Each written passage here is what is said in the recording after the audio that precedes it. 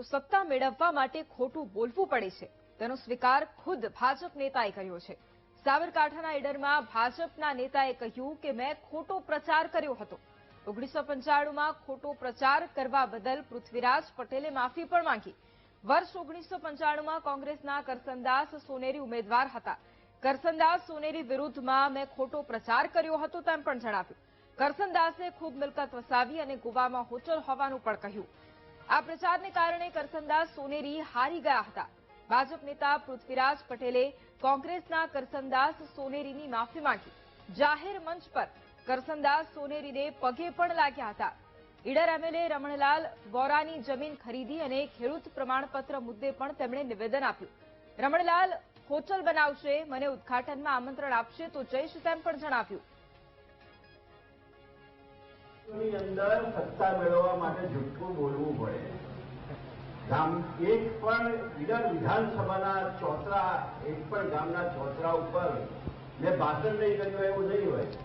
અને ત્યાં મેં એવું બોલ્યો, હું એવું બોલતો કે સાહેબનું 25 વર્ષનું જાહેર જીવન અહીંયા આગળ વિધાનસભા તરીકે જો ઉપસ્થિત રહી અને કેટલાય હોદ્દાઓ, આરોગ્ય મંત્રી, શિક્ષણ મંત્રી, ઘણા કામો કર્યા છે અને ખૂબ મોટો ભ્રષ્ટાચાર કરી અને ગોવામાં હોટલ બનાવી છે એવું ખોટું બોલતો હતો।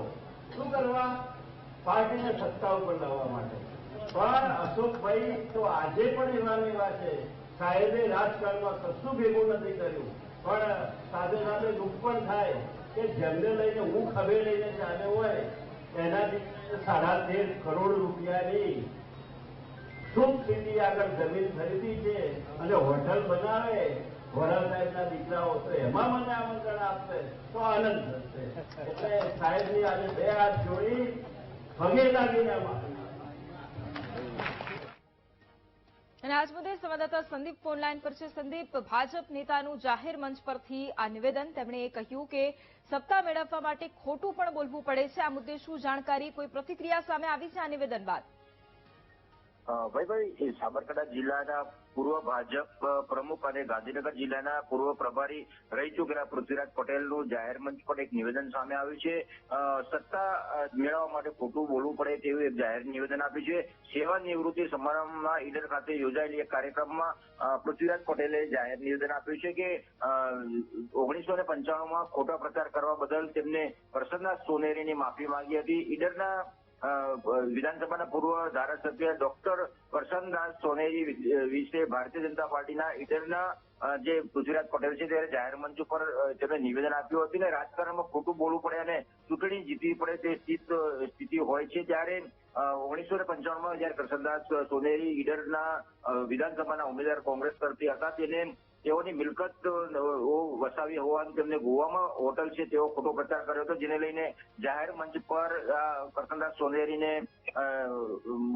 મામલે તેમને નિવેદન આપ્યું હતું ને તેને પણ પગે લાગ્યા હતા। પૃથ્વીરાજ પટેલ રમણલાલ વોરાને પણ હાલના વિધાનસભાના ધારાસભ્ય છે તે રમણલાલ વોરાને પણ 1300 કરોડ રૂપિયાની જમીન વેચી છે અને ખરીદી છે અને પૈસાથી હોટલ બનાવશે, ગોવામાં જે હોટલ બનાવશે ત્યાં હોટલમાં મને આમંત્રણ આપશે તો હું ચોક્કસ ત્યાં ગોવા જઈશ અને તેમને જાહેર મંચ ઉપર હાલ તો રમણલાલ વોરાને પણ હોટલ બનાવવા હોવાનું કહેવામાં આવ્યું છે। ત્યારે કરસનદાસ સોનેરી જે વખતે હાર્યા હતા અને ભાજપમાં જે નેતા છે તેમને પણ જાહેર મંચ ઉપર સ્વીકાર્યું છે કે સત્તા મેળવવા માટે હરહંમેશ ખોટું બોલવું પડતું હોય છે અને જાહેર મંચ ઉપર તેને માફી પણ માંગી છે। હાલ આ નિવેદન લઈને સાબરકાંઠા જિલ્લામાં રાજકારણ ગરમાયું છે।